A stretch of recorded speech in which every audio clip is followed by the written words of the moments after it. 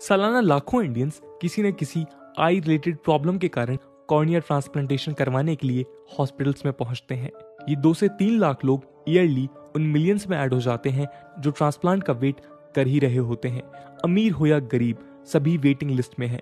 दोस्तों, इस इशू का एक सॉल्यूशन शायद हॉस्पिटल्स को जल्दी अवेलेबल होगा, जो है लिक्विड कॉर्निया। आज हम इसी बारे में वीडियो में चर्चा करेंगे। अब तक कॉर्निया ट्रांसप्लांट का केवल एक ही तरीका था, इसमें ऑर्गन डोनेशन के जरिए ट्रांसप्लांट होते थे। दोस्तों, कई लोग अपने ऑर्गन्स जीते जी डोनेट कर देते हैं ताकि उनकी डेथ के बाद बाकी लोगों को जीवन दिया जा सके। इसमें हार्ट, किडनी और कई क्रूशियल ऑर्गन्स डोनेट किए जा सकते हैं। इसी लिस्ट में आई डोनेशन भी होता है, जो एक्चुअली कॉर्निया का डोनेशन है। कॉर्निया आंख पर एक परत को कहते हैं। इंडिया की आई बैंक एसोसिएशन के मुताबिक भारत में 1.1 मिलियन लोग कॉर्नियली ब्लाइंड हैं और जबकि 1 लाख से ज्यादा कॉर्निया ट्रांसप्लांट एनुअली रिक्वायर्ड है। एक्चुअल में केवल 25,000 ही ट्रांसप्लांट हो पाते हैं। पैंडेमिक ने इस सिचुएशन को और भी बदतर कर दिया है। अप्रैल 2020 से मार्च 2021 के बीच केवल 12,998 ट्रांसप्लांट ही हुए हैं, जो प्रीवियस ईयर के कंपैरिजन में 52% की गिरावट है। पैंडेमिक ने केवल ट्रांसप्लांटेशन ही नहीं रोके, बल्कि डायग्नोसिस में डिलेज, सेल्फ ट्रीटमेंट में राइज, और क्योंकि सेल्फ ट्रीटमेंट हो रहा है तो कॉर्निया इन्फ्लेमेशन और केराटोसिस जैसी स्थितियां ज्यादा बन रही हैं। हेंस ब्लाइंडनेस का खतरा भी बढ़ रहा है।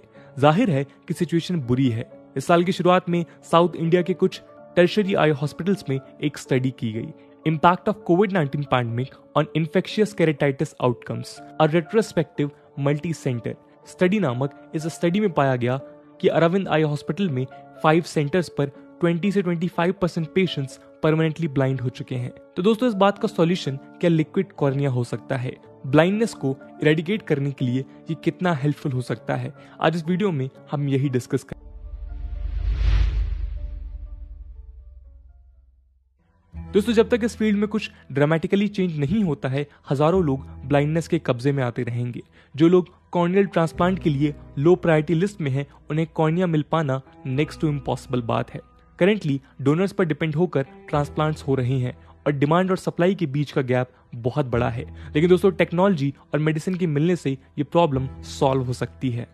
वीरेंद्र सांगवान एक ऑप्थेल्मोलॉजिस्ट हैं जिन्हें टेक्नोलॉजी पर अटूट भरोसा है। यहाँ तक कि उन्हें हर उस चीज पर भरोसा है जो उन्हें और उनके कलीग्स को किसी की आंख की रोशनी बचाने में मदद करती हो। सांगवान ने यूएसए में काम किया है और अब वो भारत में एक आई सर्जन हैं, जिन्होंने देश के कोने कोने में आई ट्रीटमेंट किए हैं। आंखों को बचाना उनका मिशन माना जा सकता है। उनके यूएसए में काम करने के समय सांगवान ने स्टेम सेल टेक्नोलॉजी के बारे में पढ़ा और जब वो लौटे तो यही बात अपने साथियों को समझाने की कोशिश की कि कैसे स्टेम सेल टेक्नोलॉजी वास्तव में काम करती है। टाइम्स ऑफ इंडिया के मुताबिक सांगवान अपने दोस्तों को कॉर्निया कलीग्स कहते हैं और बताते हैं कि उनके यही कॉर्निया कलीग्स स्केप्टिकल थे और कहते थे कि स्टेम सेल्स का यूज केवल रिसर्च पेपर तक ही सीमित है, ये इंडिया में काम नहीं करेगा। सांगवान ने काम करना नहीं छोड़ा और गिने चुने डॉक्टर्स में से एक बन गए जिन्होंने 2000 में स्टेम सेल टेक्नोलॉजी पर भारत में काम करना शुरू किया था। पिछले कुछ सालों से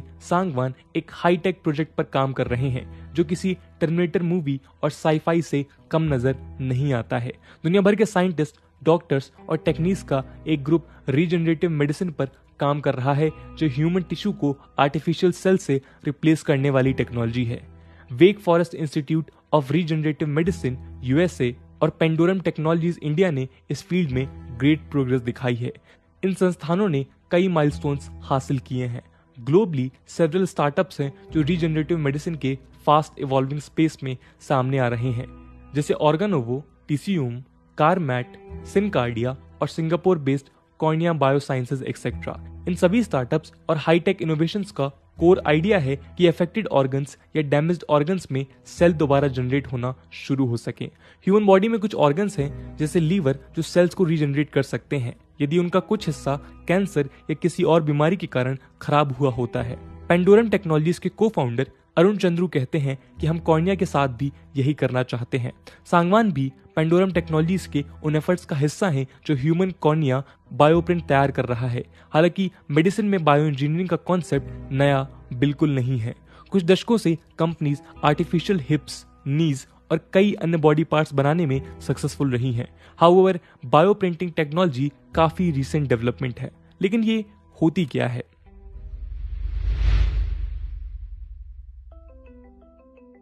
दोस्तों, ये टेक्नोलॉजी 3D प्रिंटिंग की तरह होती है, जिसमें फर्क केवल ये है कि बेस मटेरियल प्लास्टिक नहीं बल्कि सेल्स और बायो मटेरियल्स होते हैं। ह्यूमन टिश्यूज और ऑर्गन्स की बायो प्रिंटिंग ने पिछले एक दशक में मोमेंटम गेन किया है। अब पेंडोरम ने दिल्ली में doctor Shroff charity eye hospital के साथ मिलकर लिक्विड कॉर्निया डेवलप की है, जो जेल और पॉलीमर से बनी हुई है और कॉर्नियल टिश्यू के रीजनरेशन में मदद करती है।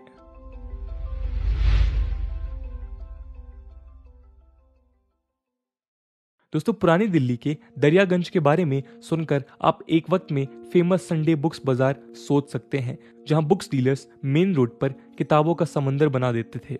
इसके अलावा बाजार और लोगों की भीड़ भी आप सोच सकते हैं, पर यहीं पर एक सबसे इंपॉर्टेंट इंस्टीट्यूट है जो लिक्विड कॉर्निया के ऑनगोइंग एक्सपेरिमेंट्स के लिए क्रूशल है।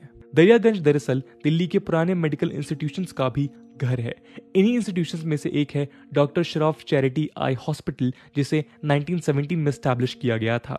यही वो इंस्टीट्यूट था जहां पेंडोरम टेक्नोलॉजीज ने कुछ साल पहले अप्रोच किया था, क्योंकि उन्हें मेडिकल इंफ्रास्ट्रक्चर की जरूरत थी ताकि बायो इंजीनियर्ड कॉर्निया प्रोजेक्ट आगे बढ़ाया जा सके। कुछ सालों की मेहनत और कुछ करोड़ रुपयों के खर्चे के बाद श्रॉफ पेंडोरम कॉर्निया रीजनरेशन यानी SP कोर यूनिट अब अपने दरियागंज कैंपस में सांगवान के गाइडेंस के अंडर सरप्राइजिंग रिजल्ट्स पैदा कर रहा है। एक leading contract research organisation Dabur research foundation में एनिमल्स पर टेस्ट की जा रही लिक्विड कॉर्निया वीरेंद्र सांगवान के उन फंडामेंटल क्वेश्चंस में से एक का जवाब है। सांगवान का सवाल है कि पूरे ट्रांसप्लांट की जगह क्यों हम कॉर्निया का केवल डैमेज पार्ट रिप्लेस नहीं कर सकते। अब इसका जवाब मिलता नजर आ रहा है। अब तक एनिमल टेस्टिंग सक्सेसफुल हो रही है और रिसर्चर्स ह्यूमन ट्रायल्स के लिए तैयार हो रहे हैं, जो 2022 में शुरू हो सकता है। पेंडोरम के साथ दोस्तों, सांगवान कॉर्नियल ब्लाइंडनेस के स्टेम सेल बेस्ड थेरेपी के बियॉन्ड फ्यूचर सॉल्यूशंस को एक्सप्लोर कर रहे हैं, पर ह्यूमन ट्रायल्स पर मूव करने से पहले उन्हें ऑनगोइंग क्लिनिकल ट्रायल से एविडेंशियल डेटा द्वारा बैक्ड एक सॉलिड केस बनाना होगा। पिछले 1-2 सालों से उत्तर प्रदेश के साहिबाबाद इंडस्ट्रियल एरिया में डाबर रिसर्च फाउंडेशन में पेंडोरम रैबिट्स और माइस पर एक्सपेरिमेंट कंडक्ट कर रहा है। ये team Department of Ophthalmology, University of Pittsburgh के post doctoral researcher Anil Tiwari lead कर रहे थे। तिवारी अपने कलीग्स के साथ ये काम कर रहे हैं, जिसमें अखिल वार्ष्णेय भी शामिल है, जो यूनिवर्सिटी ऑफ वर्जीनिया से पढ़ाई कर भारत में आए हैं। दोनों ही scientist government fellowship for returning scientist and PhDs पर भारत में है। 2011 में लॉन्च हुई पेंडोरम लिवर टिश्यूज को बायोप्रिंट कर रही है, जो ग्लोबली इस तरह की कैपेबिलिटीज वाले स्टार्टअप्स में रेयर है।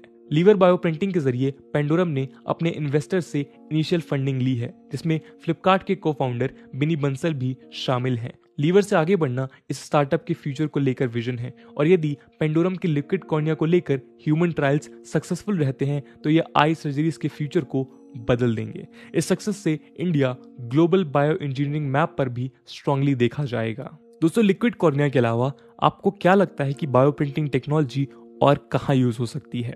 कमेंट सेक्शन में जरूर बताइएगा। आज की वीडियो के लिए इतना ही। आई होप आपको वीडियो पसंद आई होगी, और अगर पसंद आई है तो अपने दोस्तों के साथ शेयर करना मत भूलिएगा। हम मिलते हैं अगले वीडियो में, तब तक के लिए जय हिंद, जय भारत।